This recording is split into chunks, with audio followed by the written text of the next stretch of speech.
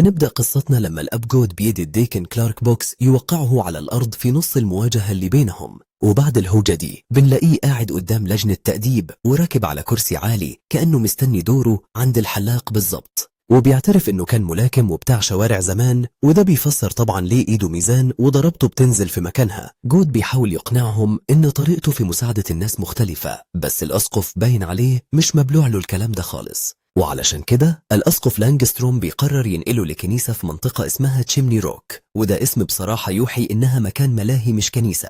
وهما بيرتبوا للنقل، لانجستروم بيعرفوا إن رئيسه الجديد هناك هيكون المونسنيور ويكس، وده اللي هيشرف عليه الفترة الجاية، بس بيحذروا إن ويكس ده طباعه صعبة شوية، ودي كلمة شيك يعني عشان يقوله إن الراجل ده كابوس وما بيتعشرش. بعدها جود بيوصل لكنيسة سيدة الصمود، مبنى حجري قديم وضخم والهدوء مالي المكان حواليه. جود بيدخل الكنيسة وبيقابل المونسنيور ويكس واقف مستنيه وسط الضلمة. مارثا بتعرف جود بنفسها، ومن أول مقابلة بتصحح له تصرفاته عشان يتعلم نظام المكان.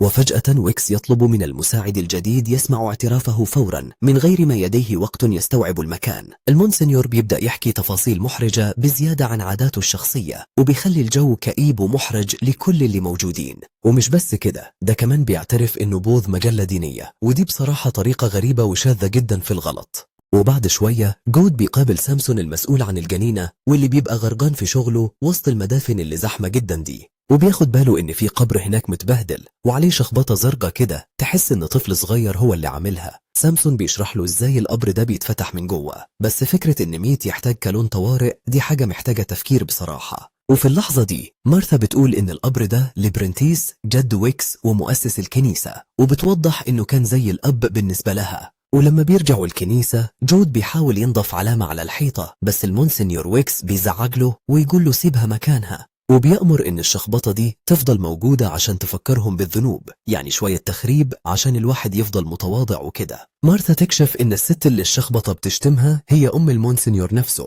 وإن الخلاف داخل نفس العيلة. وبعدها مارثا بتكمل حكايتها وبتقول إن جريس كانت بنت برنتيس المتمردة، يعني من الآخر كانت ست ماشية على حل شعرها ومش فارق معاها قوانين الكنيسة خالص. وساعتها برنتيس وعدها إنه هيكتب لها كل ثروته المهولة، بس بشرط واحد، إنها تفضل قاعدة في البيت. وطبعا ده الاختبار الصعب بتاع يا تختار الفلوس يا تختار حريتك. جريس فضلت جنب أبوها مستنية اليوم اللي تمسك فيه الثروة اللي وعدها بيها. ومارثا بتوصف الثروة والسلطة إنهم زي تفاحة حواء، إغراء بيفسد أي حد يمد إيده له. بعد التناول الأخير برنتيس بيموت قدام المذبح، ومارثا بتكون شاهدة على موته. جريس بتروح للمحامي وهي متأكدة إنها الوريثة لكل ثروة أبوها، لكنها تكتشف إن حساباته فاضية تماما ومفيش فيها أي أثر للثروة اللي وعدها بيها. وتنتشر إشاعات إن برنتيس وزع فلوسه على الفقرة أو رماها في البحر، لكن محدش يعرف راحت فين. مارثا تعتبر اختفاء الثروة آخر عمل رحمة من برنتيس عشان يمنعها من الوقوع في إيدين شريرة.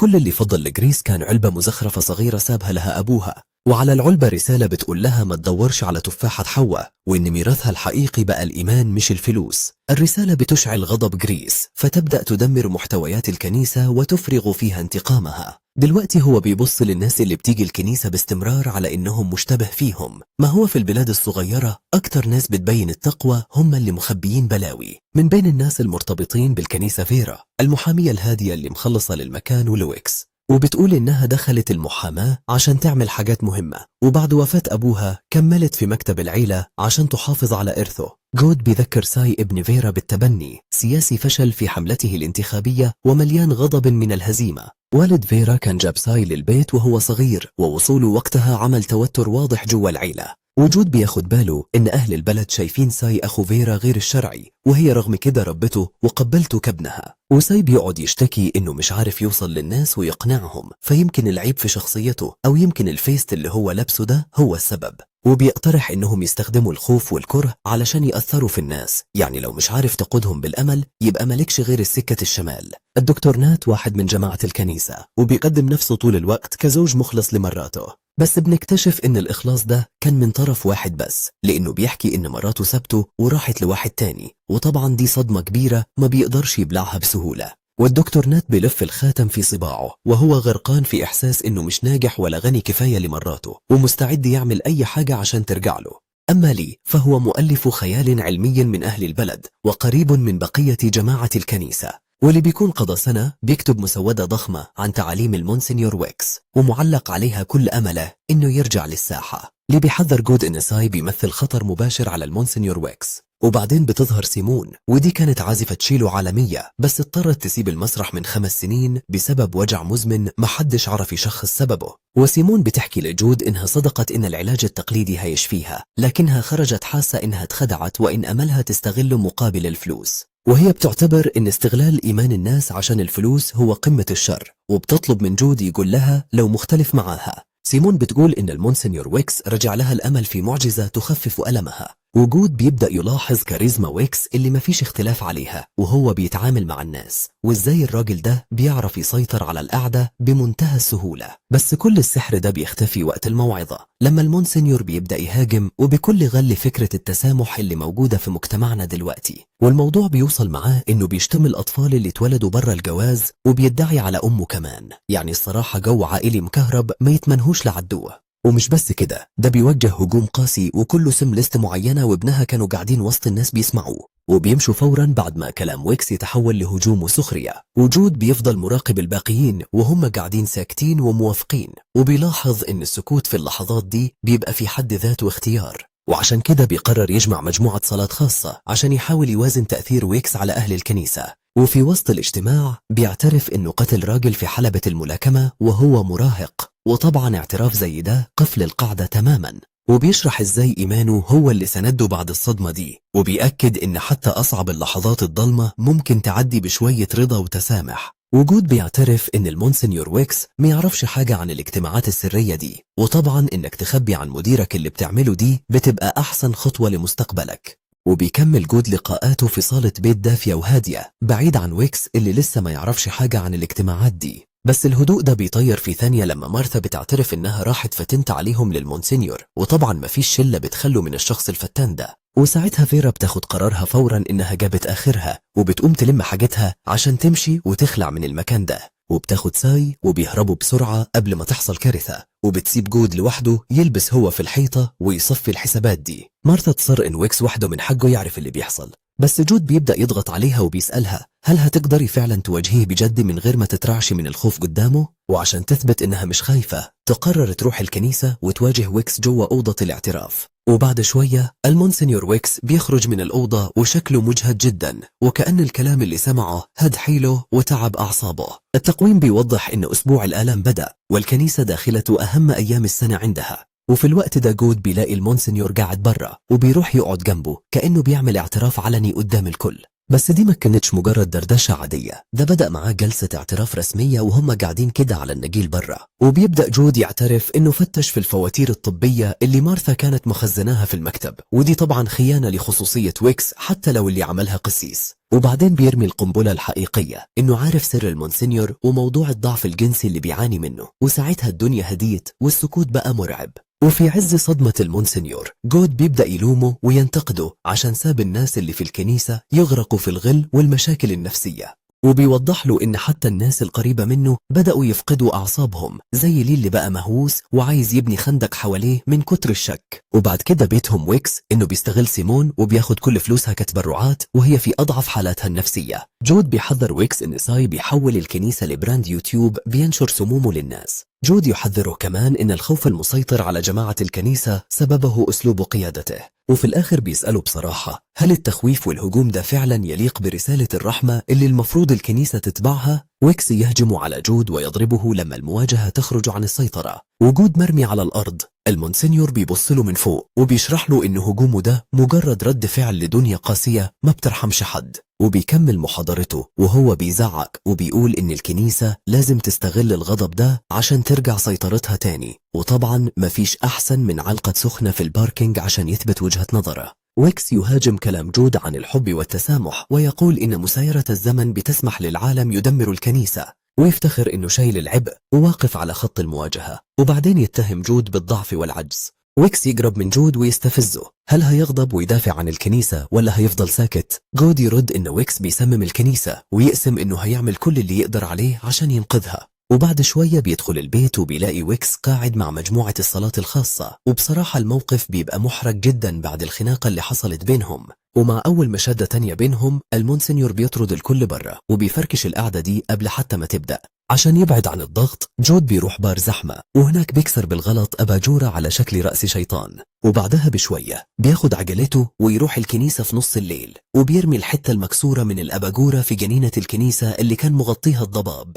وبتبدأ طقوس الجمعة العظيمة، وويكس بيقف يلقي خطبة غريبة كلها عصبية، وواضح إنها بعيدة تماما عن الكلام المعتاد اللي بيتقال. ومع بداية طقس تبجيل الصليب الجو جوه الكنيسة بيبدأ يبقى مشحون وتقيل بشكل يقلق، وفجأة بتطلع أصوات خبط ورزع جامد من أوضة التخزين اللي المونسنيور دخل فيها عشان يرتاح. وساعتها جود بيوقف الصلاة وبيبص ناحية الصوت، والحيرة اللي على وشه بتتحول لقلق حقيقي. وبمجرد ما بيفتح الباب بيلاقي المونسنيور ويكس ميت على الأرض، وبكده الخناقة اللي بينهم خلصت للأبد وبأبشع طريقة. ولما بيجي يفحص الجثة جود بيكتشف دم على صوابعه، والموضوع ده بيخليه يترعب بجد ومن جواه، وعلى طول بيزعق في الناس اللي بدأت تتجمع ويقولهم يرجعوا ورا ومحدش يلمس حاجة. وتصرف ذكي منه الصراحة، رغم ان المكان بقى عبارة عن بركة دم. وهو بيعاين الجثة يلاحظ رأس شيطان أحمر صغير مغروز في ظهر جثة ويكس. مارثا تدخل في حالة هستيرية وتصرخ إن الشيطان نفسه هو اللي قتل المونسنيور. وسط الفوضى جود يستخدم قطعة قماش ويسحب رأس الشيطان الملطخ بالدم من ظهر الجثة بحذر، وبيبدأ يكتب التقرير الرسمي بتاعه. وأول ما الإسعاف بتوصل عشان تلم الليلة، وأكيد يعني شيل الأوراق ده أرخم جزء في أي جريمة قتل، والمسعفين بياخدوا الجثة بسرعة ويخرجوا بيها برا الكنيسة، بس طبعا بعد ما الناس اللي هناك أعصابها باظت خالص من اللي شافوه. وبعدها بتوصل رئيسة المباحث سكوت للمكان عشان تستلم التحقيق وتأمن المنطقة كلها بنفسها، وما بتضيعش وقت، وبتاخد جود على مكتبها وبتبدأ تحقق معاه عشان تطلع أي غلطة في الكلام اللي بيقوله. وتفكروا إن أداة الجريمة كانت معاه قبل كده، وفي الآخر بتمشيه، بس بتحذروا إن أهل البلد بدأوا يشكوا فيه وكل واحد فيهم بيألف قصة من دماغه. وقبل ما يمشي توقفوا وتوريه فيديو جديد منتشر على النت. الفيديو بيظهره وهو بيهدد المونسنيور وبيقول إنه هيشيله من الكنيسة زي الورم، وطبعا ده شكل مش لطيف خالص لواحد مشتبه فيه أساسي. وبعد شوية بيبص من الشباك وبيشوف فيرا وهي بيتحقق معاها من ضابط تاني، وساعتها بيفهم إن الدايرة بتوسع عليه وعلى اللي حواليه. ولما بيفتح موبايله بيلاقي سيل رسائل شتيمة وكلها بتقول عليه قاتل، يعني خلاص الجيرة والمودة اللي كانت بينهم طارت في الهواء. وعلى الرغم من كل الخطر ده جود بيعترف لنفسه إنه مرتاح إن منافسه اللي كان مطلع عينه ده مات خلاص. وبعدها بيروح يقعد لوحده ويحاول يفكر في حل للأزمة اللي بتكبر حواليه دي ويشوف هيخرج منها إزاي. وفجأة بيدخل واحد غريب الكنيسة وبيسأل لو لسه المكان مفتوح للناس عادي ولا قفلوا. الراجل بيبدأ يتكلم عن الروح اللي في المكان، وده بيخلي جود يستغرب ويسأل نفسه هو مين الشخص ده أصلا. جود يفهم إن الراجل مش متدين، والغريب يعرف نفسه كملحد، وبيقول له إن اسمه بينو بلانك، وإنه راجل عقلاني جدا وما بيصدقش في الخرافات اللي الناس هنا ماشية وراها. وبيحكي إن والدته كانت متدينة جدا، بس علاقتهم ببعض ما كانتش قوية قوي يعني. بلانك بيقول إنه شايف القصص الدينية مليانة شر وكراهية، وإنه بيدور على حقيقة يقدر يثبتها بعقله. بس جود بيرد عليه ويقول له إن القصص دي ممكن يكون فيها حقيقة عميقة جدا، والمنطق لوحده مستحيل يوصلها. جود يرد إن الحكايات ساعات بتكون الطريقة الوحيدة اللي الناس تقدر تعبر بيها عن حقيقة مدفونة جواها. وبعد شوية الموقف كله بيضغط على أعصابه فبينهار، وبيعترف وهو بيعيط إنه مرعوب بجد من فكرة إنه يفقد هدفه في الحياة. وفي اللحظة دي بتوصل القائد سكوت والشرطة للكنيسة، وهناك بيلاقوا المحقق بينو بلانك مستنيهم وكأنه عارف إنهم جايين. وساعتها بيكشف عن هويته الحقيقية وبيقول إنه محقق وشغال دلوقتي على قضية قتل المونسنيور ويكس، ومع إن جود بنكر إنه قتله، بس بيعترف إنه حاسس إنه تايه وقلبه مكسور عشان خسر الشخص اللي كان بيعتبره قدوته. ولما المحقق بيشوف جود منتهي وتعبان خالص كده بيقرر يعرض عليه المساعدة عشان يخرجه من الورطة اللي هو غرقان فيها دي. وبيعلن قدام الكل إن الأب ده إنسان بريء، وكل الحكاية إنه ضميره مأنبه بزيادة، مش إنه قاتل بدم بارد يعني. بلانك يستبعد المعجزات ويؤكد إنه جاي يحل جريمة قتل،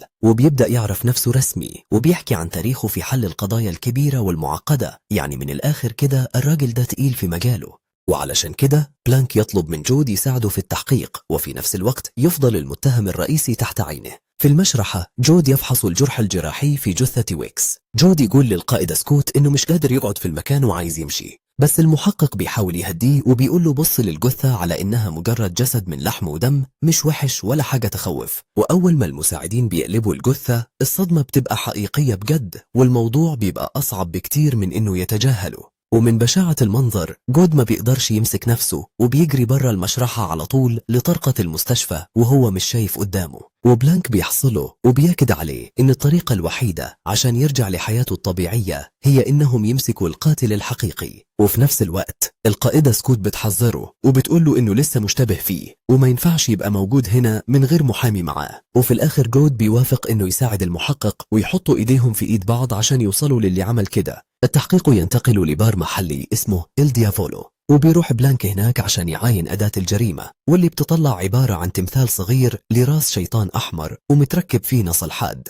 وساعتها القائدة سكوت بتاخد بالها إن البتاع ده مدهون قريب ومتعدل بالجبس، يعني من الآخر كده دي أداة قتل معمولة عمولة. وسط الكلام جود يسمع تسجيل تهديد وشغال من موبايل ليه على ترابيزة في الركن، فيلتفت ناحيته، وبعدها بيعترف إنه هو اللي رمى راس الشيطان دي على الكنيسة قبل كده وكسر الشباك. مارثا كانت لقت الزجاج المكسور متناثر على أرض الكنيسة بعدما جود رمى رأس الشيطان على الشباك. وفي اللحظة دي بلانك بيمسك صورة قديمة للمكان ومتبروزة وبيقعد يدقق فيها عشان يشوف لو في أي حاجة متغيرة في الصالة، وبيبدأ يقارن بين ترتيب الحاجة في الصورة والوضع الحالي قدامه، وبيدور على أي تفصيلة تكون اتحركت من مكانها أو استخبت. وفجأة جود بيلمح شنطة إسعافات في الصورة القديمة وبيدور حواليه لحد ما بيلاقي الشنطة الحقيقية محشورة تحت واحدة من كراسي البار. بيفتح الشنطة وبيلاقي جواها منديل أحمر عليه بقعة مدورة، وشكل الموضوع هيكبر وهيبقى فيه غسيل ومكوات كتير الفترة الجاية. وبعد شوية بيقرر يروح للدكتور نات اللي قاعد في الركن عشان يحاول يفتح معاه كلام ويفهم منه أي حاجة، بس دكتور نات بيصدمه وبيدخل فيه شمال وبيقول له قدام الناس كلها وفي نص المكان إنه هو القاتل. وبعدين بلانك والقائدة سكوت بيتجمعوا مع جود على ترابيزة واحدة عشان يشوفوا هيعملوا ايه في الخطوة اللي جاية. بلانك بيوصف القتل انه جريمة مستحيلة متخطط لها بدقة لان الجثة والسلاح والمكان مش راكبين مع بعض، وبيحلف بكل ثقة انه هيحل اللغز ده مهما كانت الامور متلخبطة ومعقدة بالشكل ده. وساعتها بلانك بيطلع رواية بوليسية معينة وبيعتبرها هي المفتاح اللي هيفهموا دماغ القاتل ماشية ازاي. وردا على ده جود بيدي له قائمة القراءة بتاعة نادي الكتاب بتاعهم واللي فيها شوية روايات ثقيلة. وهنا المحقق بيكتشف ان القائمة دي هي الدليل العملي لارتكاب الجريمة، يعني الهواية اتحولت لخطة قتل بجد. وبناء على كده بلانك بيقرر يحقق مع كل أعضاء نادي الكتاب باعتبارهم المشتبه فيهم الأساسيين. وبعدين بلانك بياخد المجموعة وبيدخلوا الكنيسة عشان يمثلوا الجريمة من تاني ويعرفوا الدنيا باظت فين بالضبط. وبيقعد يختبر فرضية إن المونسنيور اطعن قبل ما يدخل الأوضة أصلا، بس الحسبة مش راكبة والوقت مش مظبوط خالص. وبعدها بيبدأ يدور على أي أجهزة ميكانيكية ورا المذبح، أصل الصراحة لو مفيش عفاريت يبقى أكيد في خيط أو بكرة مخفية، بس جود بيأكد له إن مفيش أي حاجة من دي موجودة، وبكده أول نظرية للمحققين طارت في الهواء. ساعتها بلانك بيقترح إن القاتل ممكن يكون نفذ جريمته من برا الأوضة المقفولة، مع إن الموضوع ده فيزيائيا صعب حبتين، والاتنين بيتفقوا بسرعة إن هجوم من برا مستحيل، وعشان كده عبقري زمانه لازم يرجع يفكر في حل تاني من الأول. ورغم كده لسه بيسأل نفسه لو في آلية مخفية كانت محطوطة جوه الأوضة طول الوقت ده، وبيبدأ يفتش في المكان الضيق ده عن أي جهاز بيشتغل بالريموت، وبيبقى شكله زي واحد تاي منه مفاتيح العربية. جود بيوصف لبلانك صوت وقوع الجثة واتجاهها، وبلانك يركز في التفصيلة دي وهو بيراجع التسلسل. بلانك بيفحص الحيطة اللي ورا وبيلاقيها صخر ومفيش فيها خرم إبرة، ودي طبعا صدمة لأي حد كان مستني يلاقي ممر سري. جود بيقترح إن الحيطة ممكن تكون مزيفة، بس القائدة سكوت مش مقتنعة بكلام مهندسين الديكور ده خالص. وهو بيفحص لوحة الكهرباء بلانك بيسأل لو في أي أدلة تانية لقوها مرمية على الأرض. القائدة سكوت بتوريه صورة لفتلتين لونهم أحمر لقوهم جنب الجثة، وأخيرا لقينا دليل غير المناديل اللي مالية المكان. وفجأة مارثا بتنهار وتقع على أرض الكنيسة من كتر الحزن، وبتطلب من المحققين إنهم يمشوا فورا، وبتبدأ تبهدل جود وتقول له إنه قالب الكنيسة لبرنامج بوليسي رخيص وده هجوم شديد قوي على الصبح. ولما بيطلعوا بره بتقول له إن الناس هنا مش طايقين يشوفوا وشه، فعلا مفيش أصعب من كده موقف. دي حتى بتتهمه إنه كذاب وإيديه ملوثة بالدم، والموضوع وسع منها بسرعة قوي. جود بيرد عليها ويقولها إنه هيفضل يدور على الحقيقة حتى لو ده معناه إن الكل يكرهه، وبيروح يطلع غله في كيس الملاكمة وهو بيحاول يجمع كل حتة من اللغز ده في دماغه. وهو بيضرب كيس الملاكمة جود يفتكر الريموت كنترول ويربطه بالخلل اللي ظهر وقت الجريمة. جود بيكتشف إن ساي سجل ماتش بيسبول وقت الصلاة، وباين كده إن حتى في أماكن العبادة مفيش غنى عن الماتشات. وبعد شوية ساي بيوري الفريق غلطة معينة في شريط التسجيل وباين عليه إنه فخور قوي بالخيبة دي. ساي يشرح إن الخلل سببه تداخل موجات راديو طالعة من ريموت قوي كان شغال قريب، وساعتها جود بيتحمس جدا لما عرف إن الإشارة هي اللي حركت الروبوت. فبلانك بيطلب يطابق الشرايط ببعض، وأهو مفيش أحسن من المقارنة دي عشان الدنيا توضح. المحققين يطابقوا وقت ماتش البيسبول في التسجيل مع وقت الصلاة جوا الكنيسة، بس لما طبقوا الفيديوهات اكتشفوا إن المونسنيور كان ميت أصلا قبل ما التداخل ده يحصل، وكده الحسبة كلها باظت والجدول الزمني انهار. وفي اللحظة دي بلانك بيعترف إنه رغم موضوع الخيط والريموت بس الجريمة لسه شكلها مستحيل، والموضوع فعلا يصدع حتى أذكى واحد فيهم. وجود بيبقى هيتجنن لأن بلانك رغم كل قطع اللغز اللي قدامه لسه مش قادر يطلع الحل. جود يدخل في نوبة عياط لأن ثقته في قدرة بلانك على حل القضية بدأت تهتز. بلانك يطلب من جود ينام شوية ويهدي عشان يقدر يفتكر التفصيلة الناقصة بوضوح، بس المحقق بيقول إنه لسه محتاج يطلع تفصيلة واحدة ناقصة من ذاكرة القسيس الشاب ده عشان يربط الأحداث ببعضها. بلانك يقول إن التفصيلة الناقصة موجودة في ذاكرة جود، وبعدها بلانك بيحذره إنه هيوصل للحقيقة مهما حصل. وبصراحة كلامه دلوقتي بقى شبه كلام الدكاترة النفسيين أكتر من المحققين، وبيطلب من جود يكتب كل اللي حصل بالتفصيل يوم الجريمة، أهو يمكن لما يكتب يفتكر أي حاجة تانية مفيدة. وفعلا جود بيبدأ يسجل كل لحظة في موت المونسنيور ويكس. وجه الوقت بقى إنه يحط النقط على الحروف ويثبت كل حاجة على الورق.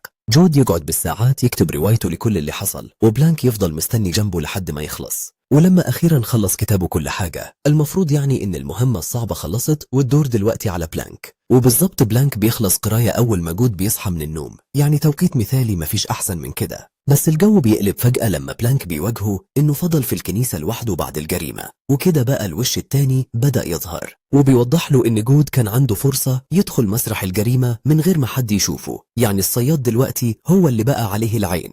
كلام جود يوضح إنه اتساب لوحده مع الجثة بعد القتل، وكانت عنده فرصة يتصرف من غير شهود، وهو بيعترف إنه غير في شكل المكان بس عشان يحافظ على صورة المونسنيور، يعني من الآخر كان بيوضب في مسرح الجريمة على مزاجه. وبيتضح إن الراجل العجوز ده كان متعود يضرب له كام كاس في السر قبل الصلاة، يعني حتى الناس بتوع ربنا ليهم هواياتهم الخاصة برضه. وعلشان كده جود خبى الأزازة عشان يحمي إيمان سامسون بعد ما التبطيل أنقذ حياته، بس برضه تخبية الأدلة جريمة يا أبونا. بعد ما خبى الأزازة في دولاب الخدمات حد اقتحم أوضته، وبدأ جود يفهم إن حد بيرتب الأدلة ضده، وساعتها بلانك بيمسكه يغسله عشان بيحمي قاتل. أصل في قضايا القتل مفيش درجات رأفة عشان نيتك كانت كويسة. والموضوع بيعك أكتر لما جود بيكتشف إن الجزازة اللي كان مخبيها اتسرقت من أوضته، وكده في حد بيلعب لعبة خطيرة قوي. وهنا بيبدأ يفهم إن القاتل سابق بخطوة وشغال ضده بجد، والتوتر بيبدأ يسيطر عليه خلاص. بلانك يقرر يستغل تجمع الدفن بكرة عشان يسأل المصلين كلهم مع بعض ويعرف هم مخبيين إيه، وبيوصفهم بإنهم زي الذئاب اللي بتخبي الحقيقة. ودي الصراحة طريقة غريبة الواحد يتكلم بيها عن جيرانه. وهو بيحضر نفسه بيبدأ يتفرج على فيديو لآخر خطبة قالها الضحية. والتكنولوجيا صحيح حديثة بس الرسالة قديمة ومعروفة. في التسجيل ويكس بيعدد الخيانة والضرب والطعن والقتل، وبيصور نفسه كضحية مقدسة بتتعرض للاضطهاد.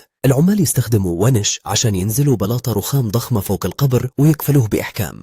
أثناء الدفن تسجيل خطبة ويكس يفضل شغال وهو بيهاجم العصر الحديث وأعداء الكنيسة. ويكس يعلن إنه محارب للمسيح ويحذر أعدائه إنهم مش هيعدوا من قدامه. وبعد شوية جود وبقية المجموعة بيتجمعوا حوالين النعش المفتوح، ودي بتبقى الفرصة الأخيرة عشان يودعوه الوداع الأخير. ولما مارثا بتبدأ تعيط قدام الجثة، بلانك وجود بيبقوا مراقبين الحزن ده من بعيد عشان يدوروا على أي غلطة تبين الحقيقة. والرجالة بيقفلوا الغطاء وصوت الخطبة لسه بيرن في المكان، والمراسم خلاص بتقفل على كده. وبعدها المشيعين بيشيلوا النعش الخشب وماشيين بيه وسط الشجر، مشوار طويل قوي عشان يوصل لمكانه الأخير. والنعش بيتحط جوه القبر الحجري والرجالة بيمشوا في الآخر، وأخيرا المونسنيور هيفضل لوحده في راحة أبدية. وفي تسجيل الخطبة ويكس بيختم بوعيد عن قيامة قريبة ومجد وانتقام، والصوت بيكمل فوق قبره المقفول. وبلاطة الحجر الثقيلة بتتقفل على القبر، لكن لغز موت المونسنيور لسه مفتوح ومش راضي يتقفل معاها.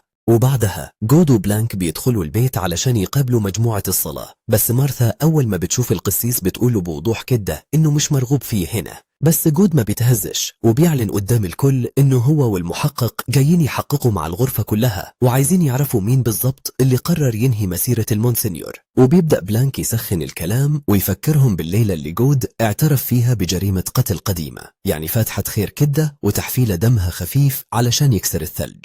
وساعتها الناس اللي قاعدة بتبدأ تتريق على القسيس وباين إنهم خايفين من الفضيحة ووجع الدماغ أكتر من خوفهم من الجثة اللي لسه دافنينها. سيمون تقوم من الكرسي ومارثا تفتكرها معجزة لكنها توضح إنها تقدر تمشي بس الألم مانعها. وهي واقفة سيمون تفضح ويكس وتقول إنه نصاب وتعترف إنها لسه متألمة لأنها صدقت كلامه. وأهو بعد ما القعدة باظت خالص بلانك بيغير الموضوع وبيركز على اجتماع سري المجموعة عملته مع المونسنيور في أحد الشعانين. ولما ساي بيحاول يحكي تفاصيل الليلة دي الباقيين بيسكتوه بالعافية ومصممين بجد يعيشوا دور الجمعية السرية ده للآخر. وهنا جود بيحذر الكل إن غسيلهم الوسخ كله هيتنشر دلوقتي وإن الحقيقة لو طلعت مفيش حد فيهم هيسلم من اللي هيحصل. ساي يكشف إنه سجل الاجتماع السري كله ويسلم التسجيل لبلانك كدليل على اللي اتقال في الأوضة. لما التسجيل يشتغل أصوات الليلة دي ترجع، المجموعة متجمعة في نفس الأوضة تحت جناح الظلمة. ويكس يدخل الاجتماع السري ويتريق على الدوشة اللي المجموعة عاملاها.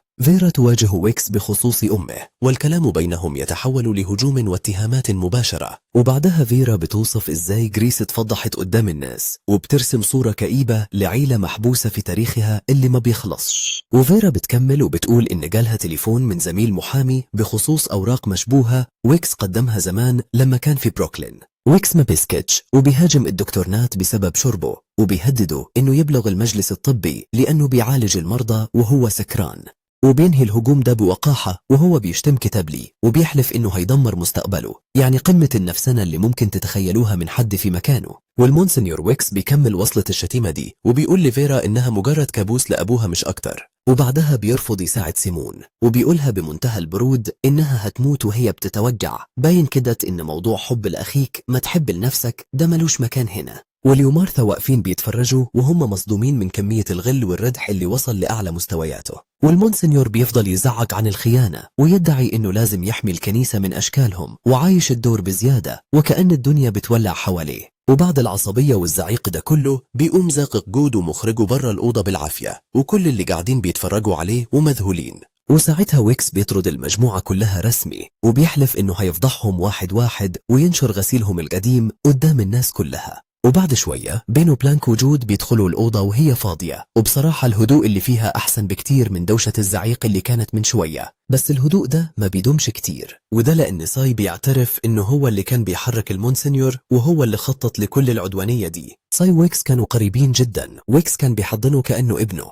وفي الماضي المونسنيور بيعترف إنه أصلا بيكره الناس اللي في كنيسته، ودايما بتيجي من اللي ما بنتوقعوش، بس المرة دي جاية من اللي متوقعينه بالضبط. وفجأة ساي بيقول إنه ويكس كان بيقول إنه لقى ثروة العيلة الكبيرة، والموضوع ده قلب الموازين وخلى اللاعب يبقى على كبير. وبيوضح إنه هو اللي شجع الراجل الكبير إنه يدور على السلطة الحقيقية بدل ما يتقاعد في هدوء كده وخلاص. والخطة كانت بسيطة، يحولوا الكنيسة لإمبراطورية، يعني ليه الواحد يدور على الإيمان لما ممكن يسيطر ويحتكر كل حاجة؟ والاتنين اتفقوا يبنوا المملكة دي مع بعض، وعملوا شراكة أساسها الأول والأخير هو الطمع وبس. ودلوقتي ساي وصل به الحال إنه بقى بيعتبر الناس اللي بيخدمهم مجرد عبء ومسؤولية لازم يعرفوا يتحكموا فيها. وهنا جود بيفهم أخيرا إن الهجوم اللي حصل من شوية كان حركة مدروسة عشان يقطعوا كل الحبال اللي بتربطهم ببعض. بس ساي بيكشف إن الثروة مش موجودة في الحسابات، وإن ويكس مات قبل ما يقولوا مكانها. وساعتها بلانك بيسأل السؤال المنطقي، لو الفلوس مش موجودة هنا فهي راحت فين بالضبط؟ ساي يعتقد إن 80 مليون دولار موجودين في حساب سويسري قديم. فيرا تظهر عند الباب وتأكد وجود الحساب السويسري، والكل بيتجمع في المكتب عشان يدوروا في ملفات مارثا على رقم الحساب، وكله أعصابه مشدودة وهم بيقلبوا في الورق ده كله. ساي يطلع ورقة عليها كلام غامض عن تفاحة حواء، وبلانك يبدأ يتعامل معاها كأنها شفرة. ولما فيرا بترفض تساعده يوصل للثروة بيفقد أعصابه وبيشتمها ويقولها يا عجوزة يا كئيبة، راجل ذوق جدا ما شاء الله عليه. بس هي ما بتسكتش على الإهانة دي، وبتقوله يلم هدومه وحاجته ويغور برا البيت ده فورا ومن غير كلام كتير. وعلشان يلحق مستقبله السياسي اللي بيضيع بيحاول يغري بلانك ويشغله معاه عشان يدور على الميراث بأي طريقة. بلانك وجود يلاحظوا علبة موسيقى على الرف مكتوب عليها تفاحة حواء، فيربطوها بالورقة المشفرة وبيفككوا العلبة وبيكتشفوا إنها قطعة فابرجي نادرة وغالية جدا، وشكل العيلة دي بترمي الكنوز اللي متتقدرش بتمن في كل حتة كأنها كوبايات شاي. وبعدها بلانك بيكسر تمثال صغير كان جوا العلبة وبيلاقي جواه ورقة ملفوفة ومستخبية بحرص، وفجأة جود بيلاقي مستند بيثبت إن معدات فتح المقبرة انطلبت قبل الدفن، يعني قبل ما ويكس يموت أصلا. وبيوصل بلانك لنتيجة إن الطلب المسبق ده دليل إن حد كان عارف ميعاد موت ويكس ومرتب للدفن من قبلها، وعلشان كده جود بيكلم شركة المقاولات عشان يعرف مين بالظبط اللي طلب الونش اللي استعملوه في الدفن. والست اللي ردت عليه واسمها لويز بتقول له إنها كانت بتكره جدا دروس المونسينيور ويكس وما كانتش بتطيق تسمعه، وبتوافق تسأل أخوها جيمس على اسم الزبون، بس باين من صوتها إنها هلكانة وتعبانة لآخر درجة.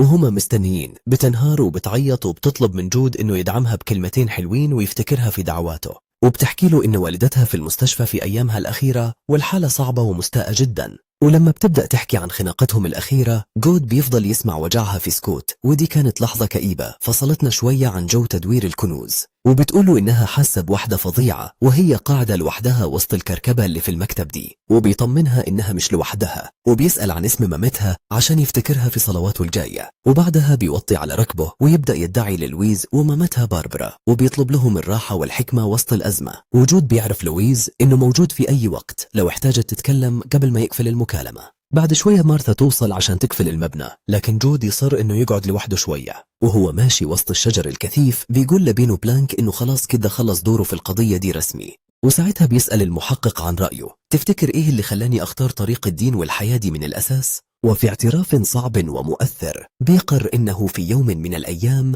قتل واحد في حلبة الملاكمة وهو قلبه مليان غل وكره، وبيزعق فيه وبيقول له إن وقته المفروض يروح لخدمة الناس بدل ما يضيع في لعب العيال وقصص الألغاز اللي ما بتخلصش دي. ومن كتر غيظه بيبدأ يقطع الحروف من على لوحة إعلانات الكنيسة وهو مش شايف قدامه. وساعتها بيتهم بلانك إنه مش مهتم بالتحقيق غير عشان يغذي الأنا بتاعته ويفضل دايما المحقق المشهور اللي مفيش منه. وبيعلي صوته وهو بيقول إن مهمته الحقيقية هي هداية الناس، مش إنه يقعد يحل فوازير وألغاز ملهاش لازمة. بس بلانك بيمشي وراه جوه الكنيسة لأنه لقط من كلامه خيط مهم عن غرور ويكس وعايز يفهمه قبل ما الفكرة تهرب. وهناك جود بيشرح إن المونسينيور ويكس ما كانش بيستغل الدين غير عشان يسيطر على الناس ويرضي غروره وبس. بلانك يفتكر إن ويكس كان بيردد في خطبه كلام عن الانتقام الكامل والقوة اللي ما بتخلصش، ويفهم إن رجوع التفاحة للشجرة معناه إعادة الشيء المفقود لمكانه الأصلي. وفي الوقت ده صوت السرينة بيعلى من بعيد، وجود بيتنرفز وبيقول إنه مش فارق معاه أصلا كل الكلام الفاضي ده. فبلانك بيطلب منه يرجع لمكانه فورا، وهو هيفضل هنا عشان يشوف هيتعامل ازاي مع البوليس اللي جاي ده. قبل ما يمشي جود يتمنى لبلانك حظ سعيد في القبض على القاتل. وبعدها بتدخل القائدة سكوت الكنيسة وبتعرف ان القسيس ساب المكان ومشي خلاص، وعلشان كده بتدي أوامر لفريقها فورا انهم يفتشوا الغرف اللي ورا ومخزن الكنيسة حتة حتة.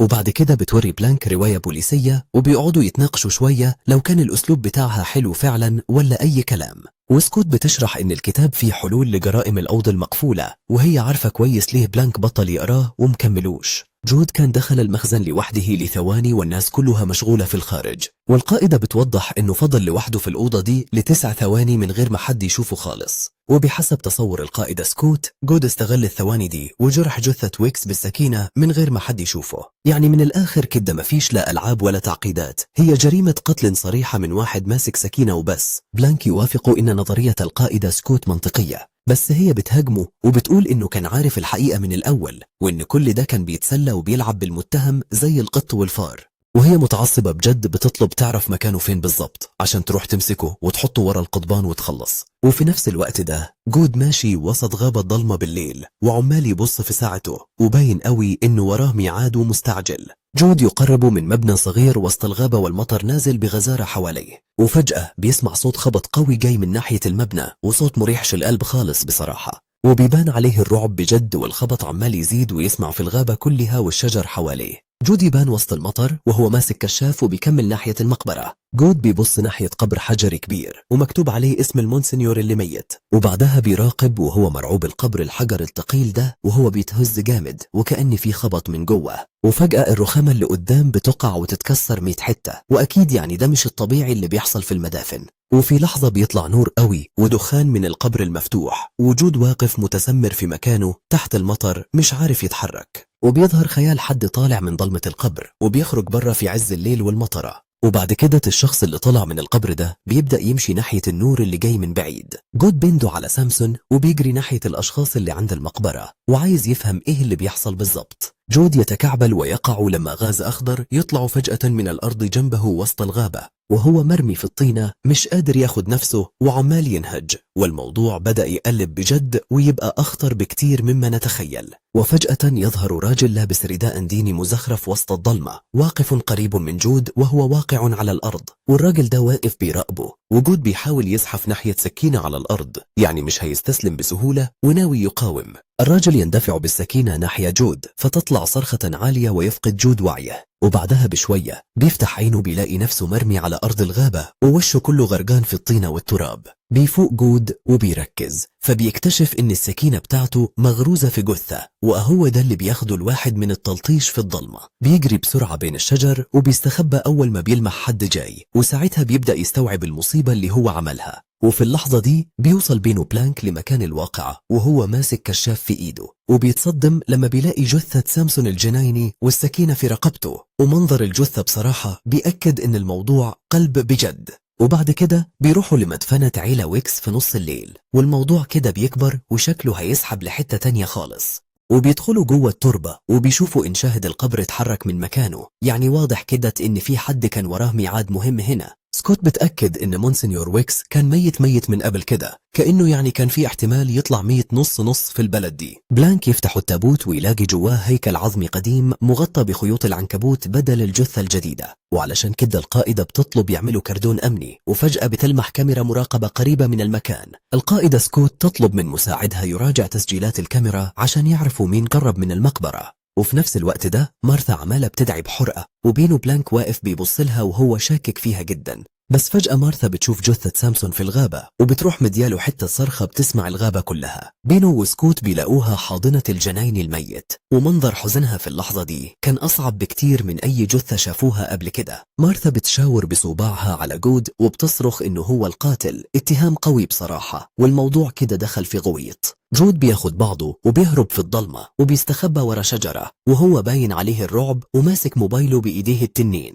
وهو لابد في الضلمة بيرد على مكالمة من لويز، وواضح جدا إنه ميت من الخوف إن حد يمسكه. لويز بتبلغ جود إن المونسنيور ويكس هو اللي طلب الونش بنفسه. بتنح ومش بيبقى مصدق إن الراجل الميت هو اللي رتب لدفن نفسه، وتعبيرات وشه شرحة كل حاجة. وفجأة بيطلع له حد لابس أبيض من وسط الضلمة وبيهجم عليه. وادي يا سيدي الليلة الهادية اللي كان فاكر إنه هيقضيها في الغابة. وفي نفس الوقت ده ساي بيجيله تليفون من مارثا بتقوله إن المقبرة فاضية، وده بالظبط في الوقت اللي بيلاقي نفسه في محاصر من رجالة لابسين دروع حديد كاملة. يعني حظه النهاردة زي الزفت بصراحة. فيرا تسمع ساي في التليفون وهو بيوصف المعجزة وقلقها يزيد، ليقول لسيمون إنه رايح يشوف المعجزة بنفسه ويسيبها ويتحرك ناحية المكان. ونرجع للبيت تاني. جود بيدخل وماشي في اتجاه واحدة من الأوض، وفي نفس الوقت نات ماشي في الطرقة وتليفون عمال يرن قريب منه.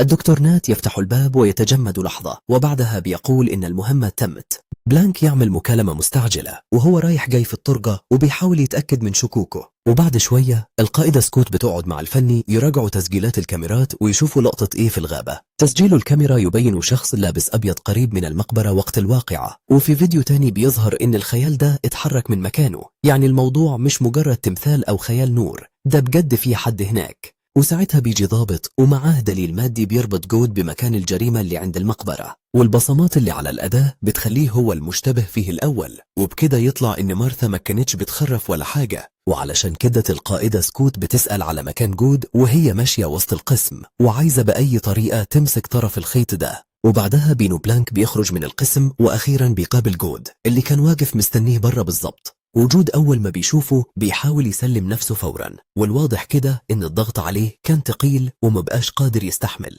وهم قاعدين في العربية جود بيعترف إنه هو اللي قتل سامسون، ودي اللحظة اللي خلت المحقق أخيرا يربط كل الخيوط ببعضها. وساعتها بينو بلانك بيطلب منه وصف الطريق لبيت الدكتور نات، لأنه حاسس إن اللغز لسه ناقصه شوية تفاصيل. وعبال ما بيتحركوا سيمون بتبدأ تصلي في وقت ما الناس ونور البوليس عمالين بيتجمعوا عند المقبرة. وفي اللحظة دي بتوصل فيرا وبتبقي عايزة تدخل المقبرة بالعافية، ومش هممها خالص العساكر اللي بيحاولوا يبعدوا الناس عن المكان. في نفس الوقت بينو بلانك وجود يوصلوا لبيت الدكتور نات ويلاقوا المكان مهجور وظلمته ثقيلة، وبمجرد ما بيدخلوا البيت بيلاقوا الإزاز المكسر مالي كل حتة، وباين كده إن اللي كان هنا ليلته كانت سودة. يمشوا في طرقة مليانة زجاج مكسور وفراش ميت وكراكيب وآثار مواجهة عنيفة واضحة في البيت. يلاقوا باب بيوصل للبدروم ويبصوا جواه بقلق قبل ما يبدأوا ينزلوا، وبعد كده بينزلوا السلم للبدروم الضلمة، وساعتها الجو بيقلب وبيبقى برد وتقيل بشكل يخوف. وهنا جود بيشم ريحة وحشة طالعة من قلب البدروم،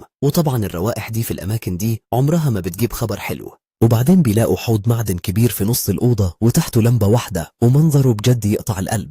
وبيبصوا جوه الحوض بيلاقوا جثة غرقانة في سائل أخضر غريب بياكل في ملامحها ومخلص عليها. وساعتها بينو بلانك بيمد إيده ويرفع راس الجثة عشان يحاول يعرف مين الضحية دي رغم المنظر البشع اللي في الحوض. من شكل الجثة والملابس يفتكروا في الأول إن الميت هو المونسينيور ويكس، وعلشان يتأكد أكتر بيقرر إنه يصفي الحوض ده خالص عشان يفحص البقايا اللي فاضلة براحته. والاتنين بيفضلوا واقفين يتفرجوا على الجثة وهي بتدوب في المية النار لدرجة إن الهيكل العظمي بدأ يبان. لما الجمجمة تظهر من السائل بلانك يكمل فحص البقايا بدل ما يعتمد على شكل الجثة المتحللة. ولما السائل بيبدأ يخلص بتظهر إيد عبارة عن عظم من وسط القرف ده ولسه لابس خاتم في صباعه. وبعد ما بلانك بيفحص البقايا بيكتشف إنها للدكتور نات، وبدل ما اللغز يتحل بيضيف جثة جديدة للحساب. وهو بيدور في شنطة جنبه بيلاقي علبة بنتوباربيتال، منوم طبي تقيل بيربط الدكتور مباشرة بخطة التخدير. وبعدها بلانك بيتصل بالقائد سكوت من البدروم، وجود واقف جنبه ولسه مصدوم من اللي لقوه. بلانك يبلغ القائد سكوت إنهم لقوا جثة الدكتور نات ومادة التخدير في البدروم، بس جود بيصمم إنه لازم يروح يعترف بكل حاجة بمزاجه، وبيدير ظهره وبيمشي ناحية الباب. بلانك يفضل واقف مكانه وهو بيراقب جود خارج عشان يروح يسلم نفسه. وبعدها بشوية بيمشي جود لوحده في وسط الغابة والضباب حواليه في كل حتة، وبيبقى رايح ناحية الكنيسة والشرطة هناك مستنياه أصلا. جود يقرب من الضباط ويقول إنه جاهز يعترف، وساعتها بيدخل الكنيسة الكبيرة وهي هادية تماما، وبيوطي قدام المذبح والظل مالي الحيطان حواليه. الشرطة وجماعة الكنيسة يراقبوا جود في صمت وهو واقف قدام المذبح ومستعد يعترف. القائدة سكوت تدخل وتقبض على جود بتهمة قتل المونسينيور ويكس وسامسون.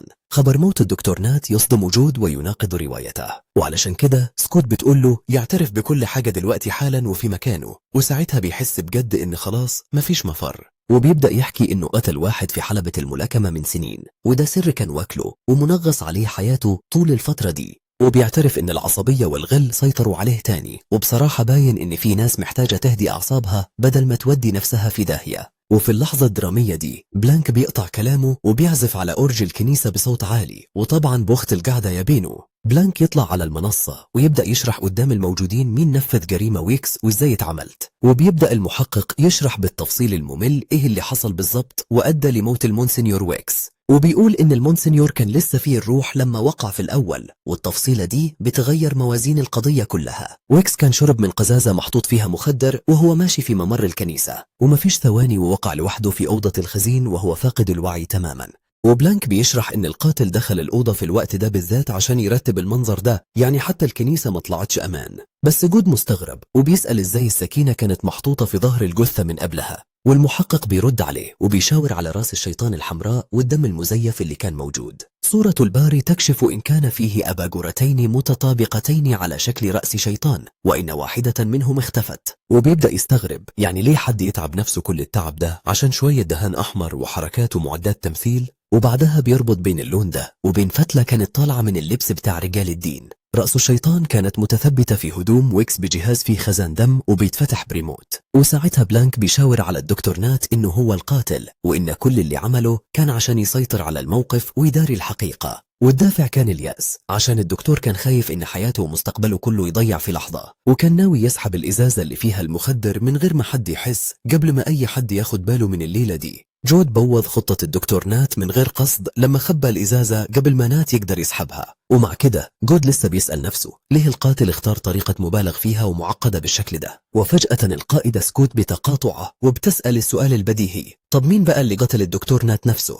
وهنا بلانك بيغير كلامه وبيكشف إن كل اللي حصل ده مجرد جزء صغير من لعبة تانية أكبر بكتير. وبيوضح بلانك إنه اضطر يغطس في الأساطير والقصص القديمة بتاعة البلد دي عشان يفهم أصل اللخبطة دي إيه. وبيحكي بالتفصيل أسطورة القسيس اللي رجع للحياة، ودي قصة أهل البلد مهتمين بيها ومصدقينها جدا. وفي الأسطورة القسيس اللي رجع بيبقى رمز لقوة الرب على الموت وعدالته للقديسين. بس القائدة سكوت بتكون خلاص جابت آخرها من القصص دي وعايزة تعرف الحقيقة ورا المعجزات اللي بتسمع عنها. بلانك يعلن إن وقت كشف حقيقة المعجزة والقيامة المزيفة جه، ويستعد يقدم استنتاجه النهائي. بلانك يسكت ويبص لنور الشمس فترة طويلة، وبعدها يستوعب إنه كان فاهم القضية غلط. بيهمس بكلمة دمشق، وجود يسأله إذا كان يقصد طريق دمشق، وساعتها المحقق بيكتشف إنه غلط غلطة كبيرة، وباين على وشه إن الصدمة كانت قوية عليه. وفي الآخر بيمشي ويسيبهم، وكل الناس اللي موجودة بتبص عليه وهي مش فاهمة أي حاجة. وبيقعد بلانك قدام المذبح وبيصدم الكل لما بيعلن إنه مش عارف يحل القضية دي. وساعتها ساي بيسأله يعني كده الموتة دي كانت معجزة بجد؟ بس بلانك بيأكد تاني إنه فشل.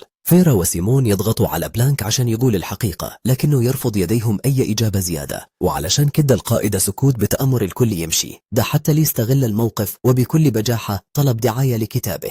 وبره الكنيسة ليه بيكلم الناشر بتاعه وبيقول له إن خبر المعجزة ده هيخلي كتابه يكسر الدنيا. وفي نفس الوقت ساي بيصور فيديو للمتابعين بتوعه وبيقول إن المحقق أكد إن اللي حصل ده حاجة ورا الطبيعة. وهنا فيرا ومارثا بيبصوا على السيرك اللي بيحصل بره وبيتكلموا إن جود كده كده هيتقبض عليه. وبعد شوية بترجع سكوت للمحراب وبتسأل المحقق هو ماله غريب كده ليه وبيرسمها عليهم ليه، وبيحكي لها إنه تأثر بالجدعنة اللي جود وراها للناس اللي أصلا بيكرهوه. وبعدين بلانك بيعترف لمارثا إنه استهبل ومثل الدور ده عشان يديها فرصة تعترف بنفسها. مارثا تستغل الفرصة وتركع قدام جود وتبدأ اعترافها الرسمي بكل اللي عملته، وبتقول إن الورطة بدأت بكذبة يوم موت برنتيس، وإن الحقيقة ثقيلة قوي وأصعب بكتير. من سنين برنتيس ورى مارثا ألماسة ضخمة اسمها تفاحة حواء وطلب منها تحفظ سرها، وعشان يخبي الثروة دي عن العيون برنتيس بلع الألماظة مع التناول الأخير ودفن سرها معاه. ومارثا شافت دفنته وعهدت نفسها تحمي السر، بس سكوتها ده ما منعتش الباقيين إنهم يشمشموا وراه. جريس شكت في مكان الألماسة لما شافت علبة فابرجيه غالية وعرفت إنها معمولة لحفظ الحجر، وعشان كانت عارفة إن العلبة دي للألماظة الموضوع بقى هوس عندها وعايزة تعرف مكانها فين بالظبط. وقلبت المحراب حتة حتة وهي بتدور، وبصراحة كده الطمع في الألماظ كان أقوى من أي حاجة تانية. ولما ملقتش حاجة يأسها زاد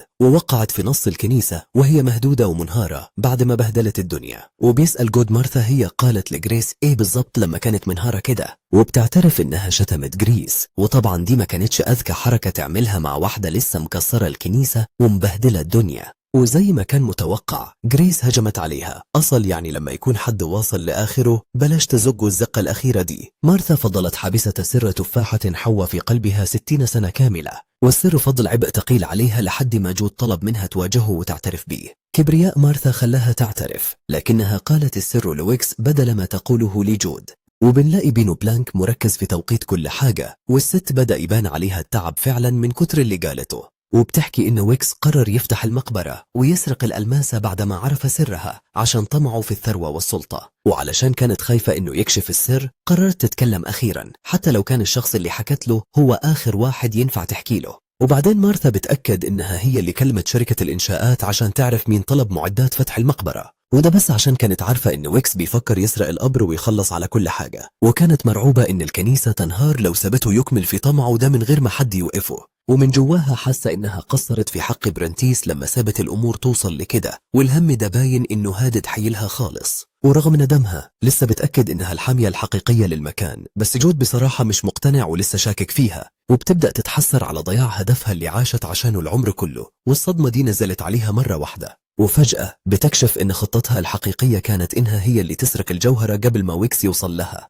وكانت عايزة تطلع ويكس في صورة القديس وتعمل معجزة مزيفة، يعني مفيش أحسن من سرقة بسيطة عشان تثبت البركة. وبتحكي إزاي كانت هتعمل لغز يحير الكل، وكانت واخدة الإلهام بتاعها من قصة الرجل الأجوف. بس بينو بلانك بيوضح لها إنها ما كانتش هتقدر تعمل كل ده لوحدها، وأكيد كان معاها شريك بيساعدها. ومارثا بتعترف إنها اختارت الدكتور نات لأنه كان يائس وسهل يتقاد ومستعد يغطي عاره عشان ينقذ الكنيسة. وكمان الدكتور نات كان عنده وصول لمنومات طبية، فبقى الشريك اللي الخطة محتاجاه. وساعتها بتقعد تحكي إزاي نفذوا العملية بالتفصيل، وإزاي قدروا يتحركوا جوه الكنيسة من غير ما حد يحس بيهم خالص. ولما بتفتكر اللي حصل بتبدأ تندم بجد على غرورها اللي عمى عينيها وخلاها تاخد قرارات غلط ضيعت الدنيا في المهمة دي. والجو بيبقى مشحون قوي وهي بتطلب من سامسون يسامحها، ودي كانت لحظة نادرة بتبين فيها ندمها الحقيقي من قلبها. وفجأة بلانك بيعرف إن سامسون هو اللي بيعمل التوابيت، يعني كان الأنسب ينفذ جزء فتح التابوت وإخفاء الأدلة. وطبعا مارثا كانت بتطمنه طول الوقت وتثبت قلبه عشان تضمن إنه هيفضل مكمل معاها في الكذبة دي لآخر الخط. وفي الآخر سامسون وافق على الخطة، وده لأنه وثق فيها رغم إن المخاطرة كانت واضحة زي الشمس. وبتقعد تعيط على الثقة اللي ما كنتش في محلها دي، وهي عارفة إنها ورطت راجل طيب في مصيبة سودة. وبعدها مارثا تشرح إن الخطة كانت بسيطة، الدكتور نات يدي الإشارة وسامسون يبدأ ينفذ دوره. سامسون فتح تابوت برنتيس ولقى الألماس مستخبية وسط الرفات، وبيسحب الجوهرة من وسط الرفات، وأخيرا بيمسك في إيده الجايزة اللي كانوا هيموتوا ويلاقوها. باب لازاروس الميكانيكي في مقبرة ويكس يبدأ يفتح. الخطة كانت إن الدكتور نات ياخد جثة ويكس بعربيته ويذوبها في الحوض الموجود في بدرومه. الخطة كانت إن سامسون يدعي إن القديس قام من الموت وإنه باركه قبل ما يختفي تاني. وساعتها جود بيسأل مارثا لو كانت فعلا عارفة الحقيقة أول ما شافت جثة شريكها في الجريمة. مارثا تفتكر صدمتها لما لقت سامسون ميت. وبعدها الدكتور نات بلغ مارثا إن المهمة تمت وإن كل حاجة مشيت حسب الخطة، وطلع لها الجوهرة المسروقة في البدروم. بس الحقيقة إن ثمن الحجر ده كان أغلى بكتير مما تتخيل. وهم بيشربوا القهوة نات يحكي لها إن الخطة نجحت، لكنها تقوله إنها راحت المقبرة وعارفة إنه بيكذب. بس الحقيقة المرة إن الدكتور نات هو اللي قتل سامسون عشان يشيله من طريقه ويستولى على الألماس لوحده. وبعد ما خلص على شريكه بيفضل يتأمل في الجوهرة دي بتركيز، وواضح إن الطمع بجد بيخلي الواحد يعمل أي حاجة. ومارثا بتشرح إن إغراء الألماس غلبة، فبدل ما يدمرها زي ما اتفقوا قرر يحتفظ بيها لنفسه. وبتكشف كمان إنه كان ناوي يلبس جود التهمة كلها عشان يعني يخلص من كل الخيوط اللي ممكن توقعه. نات يقتل سامسون بأداة حادة وسط الزرع، بس الغدر مخلصش على كده، لأنها بتقول إن الدكتور سمم القهوة بتاعتها بمادة قاتلة عشان يخلص منها هي كمان. وبيتحايل عليها تفهم موقفه، وبيقول إن الفلوس هترجع له مراته، كأن ده يبرر جريمتين قتل. بس مارثا طلعت أصحى منه بكتير وبدلت كوبايات القهوة من وراه عشان تنقذ نفسها. وبعد شوية بيبدأ مفعول السم يظهر عليه، وبيجري في البيت وهو مش شايف قدامه ومنهار من الرعب. وفجأة بيقع الدكتور من على سلم المخزن والسم بياكل في جسمه، وبتنتهي مسيرته القصيرة كعقل مدبر للجريمة. مارثا تبص على نات وهو بيموت في البدروم بعد ما خطته انقلبت عليه، وبتقول إن حقها لازم تاخده بنفسها. وبتبدأ المهمة البشعة، وهي إنها تدوب جثته في برميل فيه 100 نار. مارثا تنهار وهي بتعترف لجود بكل ذنوبها، وأخيرا تخرج الحمل اللي شايلاه من سنين. ومع كل كلمة بتقولها الحمل بيزيد عليها لحد ما بتقع فجأة على أرض الكنيسة، وساعتها جود والبوليس بيجروا عليها بسرعة. وبينو بلانك بيعرف السبب بسرعة، وبيلاحظ إنها سممت نفسها بجرعة عالية جدا من مادة البنتوباربيتال. وعلى طول القائدة سكوت بتطلب الإسعاف وطاقم الإنقاذ من السموم، رغم إن حالتها باينة إنها خلاص بتودع. وفي أنفاسها الأخيرة بتطلب السماح من جود على كل اللي استحمله، ومن ربنا على دورها في موت ويكس ونات. وبتكمل اعترافها وبتقول أسماء سامسون وغريس، وكأنها بتبذل آخر مجهود عندها عشان تخلص ذمتها قبل ما تموت. ولما بتبدأ يجيلها هلاوس جود بيفضل جنبها وبيحاول يهديها ويخليها تسيب الكره اللي كان بياكل في قلبها طول حياتها. جود يبدأ طقوس الوفاة وهو ماسك إيد مارثا وهي بتستسلم للموت بهدوء. صوت صلاة الغفران يملأ الكنيسة، ومارثا تهدى وهي راكعة قدام جود. وبعدها جود بيكمل صلاة الغفران وبيطلب لمارثا العفو والسلام وهي في لحظاتها الأخيرة. وأخيرا جود ينهي الصلاة ومارثا بتموت بين إيديه بعد ما اعترفت بدورها في الكذبة والجرائم اللي خرجت منها. وفجأة الألماس البامبي الكبيرة بتقع من إيد مارثا بعد موتها وبتخبط في الأرض كآخر دليل على السر اللي حاولت تحميه طول عمرها. وساعتها بينو بلانك وجود بيفضلوا باصين للألماسة اللي بقت قدامهم أخيرا بعد كل الدم اللي سال بسببها. وفي لحظة تفاهم من غير ولا كلمة المحقق بيقرر إنه يمشي ويسيب جود لوحده خالص مع الجوهرة دي. والألماظة دي محدش لقاها بشكل رسمي أبدا واختفت خالص زيها زي الناس اللي حياتهم اتدمرت بسببها. وبعدها بسنة الكنيسة بتكون قافلة أبوابها بقالها فترة واللي فضل من جماعتها تفرق. وفي نفس الوقت سيمون تعزف التشيلو وهي بتقاوم ألمها وتحاول تلاقي راحتها في المزيكا. بس طبعا في حاجات مش بتتغير وبنلاقي ساي بيواجه جود وبكل رخامة بيسأله هي الألماظة راحت فين بالضبط. وخلال القعدة دي بينو بلانك بيفضل ثابت ومش بيبين أي تعبير وبينكر تماما إن في أي حاجة غريبة حصلت وقت ما مارثا ماتت. بعد انتهاء الكلام المجموعة تخرج من المبنى بس ساي مش عايز يسكت وبيهدد جود إنه هيراقب ميزانية الكنيسة بالمليم لو صرف قرش واحد من الورث ده. جود يرد إن ورثه الحقيقي هو إيمانه ويرفض طلبه. وعلى جنب كده بلانك بياخد باله إن فيديو الهزيمة بتاعته الأخيرة بدأ يتشهر والناس كلها بتتكلم عليه أونلاين. وبعدين بيجي الأسقف لانجستروم ويقول له إن بتوع نظرية المؤامرة ماليين النت هري وشكله حتى رجال الدين مخلصوش من قرف السوشيال ميديا. وساعتها الأسقف بيحذر جود إن فتح الكنيسة من تاني هيجيب ليهم وجع دماغ ومشاكل هم مش قدها. بعد سنة طويلة وصعبة جود وبلانك يودعوا بعض بحضن دافي جوا الكنيسة. بس بلانك بيرفض دعوة جود لأول قداس بذوق ساخر ويوضح له إن حضور القداس آخر حاجة نفسه يعملها. وبعد شوية الأبواب بتتفتح أخيرا وجود بيبدأ يستقبل أول ناس داخلين الكنيسة بعد ما تجددت وبقت زي الفل. لما الشمس تلمس المذبح نور غريب يطلع من منتصف الصليب الخشبي